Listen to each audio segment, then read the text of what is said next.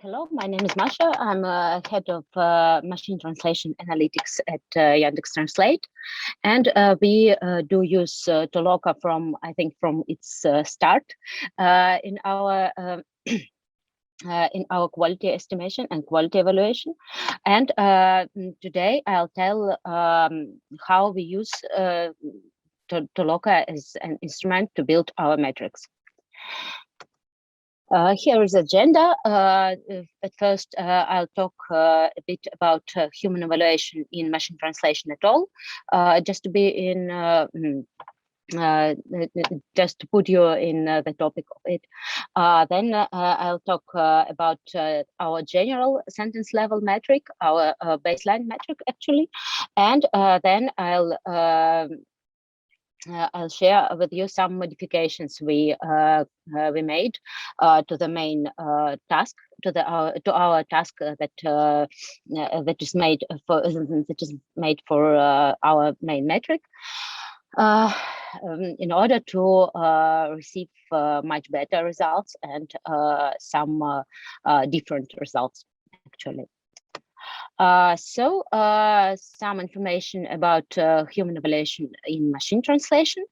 In machine translation, some automatic metrics are traditionally used since, I don't know, like 20 years, since machine translation was not neural and was based on phrases and on different statistic tables. And we phrase tables. And so we also use these metrics, but now they are not enough to provide a good signal about real quality of machine translation system, because now we have neural machine translation, and they are we can't just rely on their likeliness to some translated golden sets we have. So we prefer to use human evaluation because sorry, and that's why we use it. Neural machine translation, as I have said, cannot always be evaluated precisely by simple surface-based automatic metrics like blur and meteor and something. And also human judgments can provide better indication of machine translation quality. It is about quality of the metric itself, and also about what we need, what resources we need to prepare this metric. Here we don't need help of professional translators, just like we use in when we use automated metrics. We usually pre-translate some test set, and then we use automated metrics on this test set only. But for human evaluation, we don't need references, we don't need golden sets, we just need translation of our system, or translation of different versions of our system, or translations of concurrent system, whatever. So there are different types of tasks we ask crowd to do. The first type is one translation, when we provide one translation, just like we provide source sentence, and then we provide a translation for this source sentence. And we can measure quality on a scale from 0 to 5, from 0 to 10, or from 0 to 100, as they do it on WMT, which is the biggest worldwide conference for machine translation. They prefer this scale from 0 to 100. And here is an example for this. It is a translation from Spanish into English, and we have five different marks one can select. And also the second type is just binary classification. It is easier it usually can be completed by lots of workers in Toloka, and that's why it is sometimes better for us when we need some fast evaluation. And the second type is when we provide more translations, and when we use something like contrastive evaluation. It can be two translations, comparing them side by side, or ranking multiple translations. From our point of view, comparing two translations side by side is the most important metric, is the most suitable for a metric setup, because we have contrast. We show people the contrast between two translations, and when someone sees contrast, he or she can better evaluate the quality of the translation. He or she can just select the better translation on the contrast with the worst one. And ranking multiple translations, we really don't use it in Toloka because it is a bit complicated. It has a lot of information in the task. It provides a lot of information in the task, and it takes a lot of time, and also more qualification. It requires more qualification. So here is our general metric, our task for our general metric. It is a basic task side by side. We have here a source sentence and two translations. And also we have an option same to be selected, because sometimes both translations are equally good or equally bad. And so people need to have an option same for these cases. And here is translation from English into Spanish, and person is required to select an option. So a setup for a set here is a set of phrases. We can use any domain, either news or texts or literature or whatever, in a source language, and two translations of it in the target language. It is a sentence-based metric, sentence-based task also. We don't provide any context for it, and we evaluate only sentence.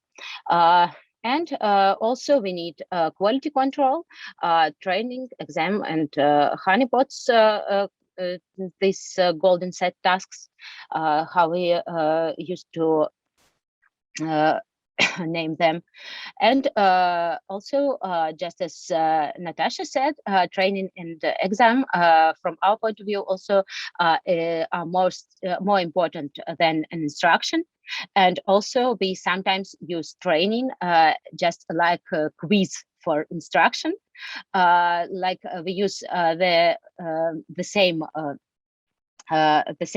sentences, the same examples for, in instruction and in the training. And when people don't read instruction, they equally have these tasks in training, and they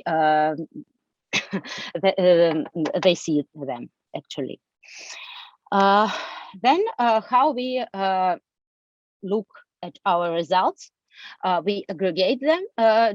We have an overlap for our tasks. Usually we use overlap 3, and then we aggregate it with aggregation provided from Toloka, and we compare how these scores change through time. For example, this is our dashboard for 2 systems, and an option same actually for the English-French translation pair. And what challenges do we face during making such a markup for metric? I think like everyone who works with crowd, we face a challenge about trade-off between quality and speed.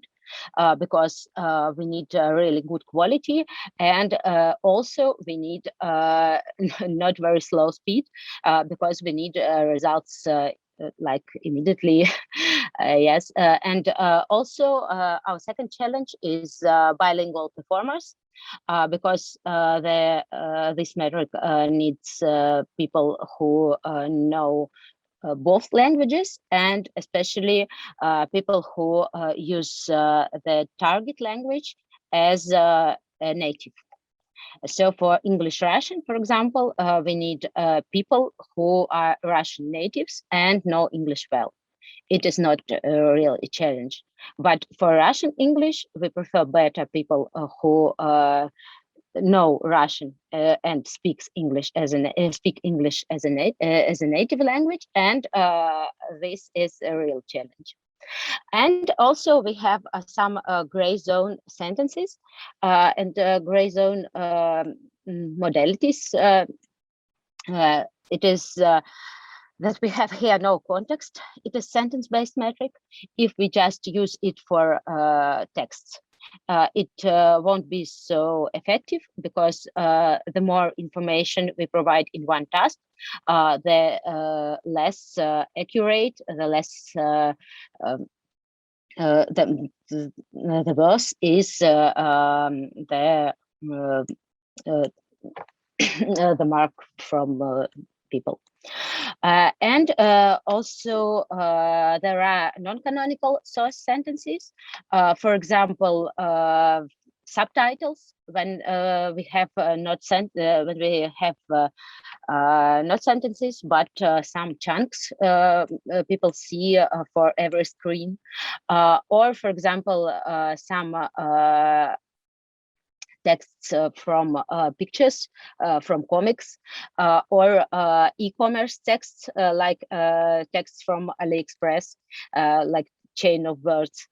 People usually translate them also. And for these gray zone sentences, we invented some modifications of our basic setup, and I'll tell something about them. The first modification is suits for evaluating e-commerce texts. I already told that there are specific phrases, more like word chains, which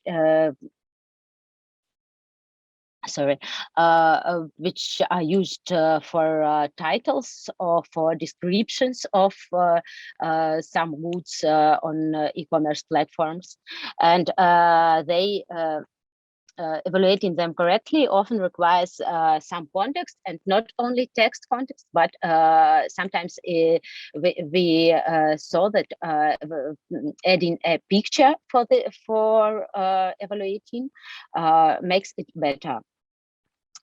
So we provide such tasks. They are really like the first one I showed previously, but they also include a picture in order to illustrate what here for what is this phrase. Yes, because when we see this long word chain, we don't always understand what is it about. Like baby kids, cartoon, shampoo, bathing, like nothing. So we just make work for the people who evaluate these sentences a bit easier, because they can see what this stands for. And also we have sorry, it is an error in the slide. It is not titles, it is characteristics, yes, for e-commerce goods. And for example, here we can see that 2.4 in states for inches, not for some preposition in, which is glued to number 4. So here we use two setups. It is sets of product titles and features for some e-commerce platform available online. Corresponding pictures also from their online platforms, and also quality control built on the same data. And for building quality control, we use in-house experts who check and recheck items we qualify as quality control. And the second thing is evaluating machine translation for web pages. On web page, we have not single sentences, but a really big text with a different HTML markup and with different elements. And the more text, the more difficult it is to evaluate it. So we use a score of the weighted average of item scores as a score of a translated page. And so we ask users to evaluate sentence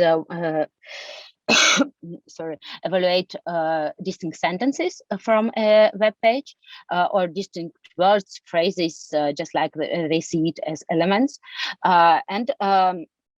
But in the context of the whole page, because every item on the page has its context and can be translated differently, dependent on its context.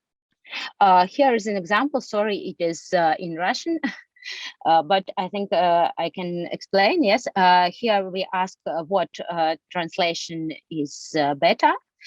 We also don't use source page here. We use only translated pages. And we highlight an element that is translated.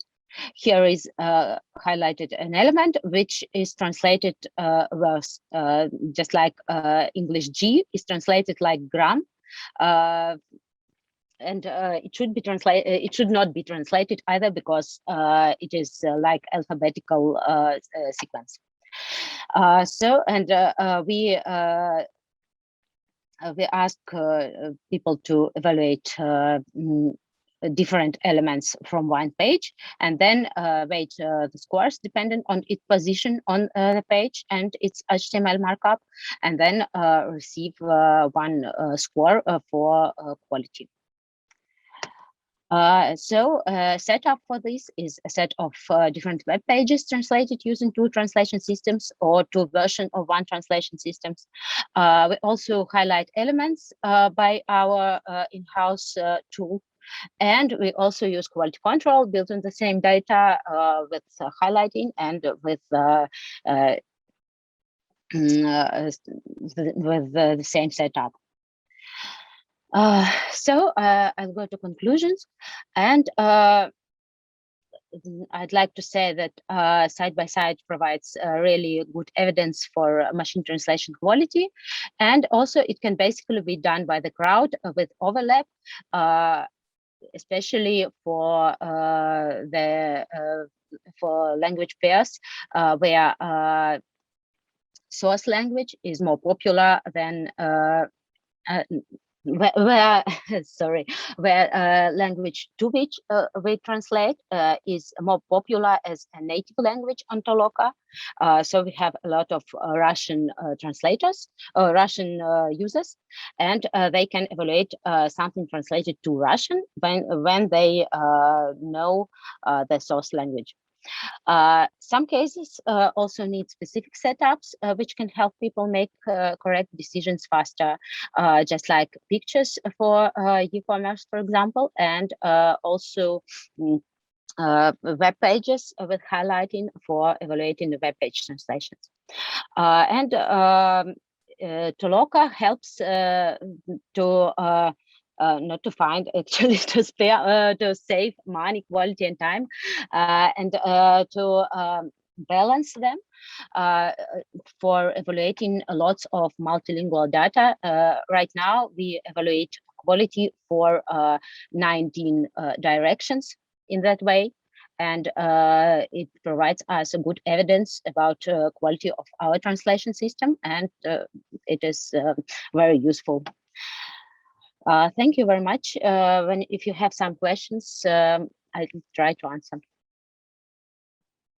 Masha, thank you very much for your talk. And I think even you have an interface in Russian, it's okay for us because it's impossible to translate. But your explanation was really good. Thank you very much. Guys, do you have any questions for Masha's talk? Please feel free to answer. To ask and answer. Magdalena, I know that you have some questions for Masha. Yeah, I actually have one. And so you showed us this nice interface when you can translate different parts of a website by providing the whole context of the website.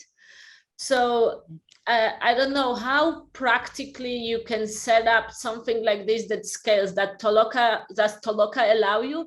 Because I think maybe it would be very impractical to like do screenshots of this and highlight different things. Is there a feature in Toloka that allows it to?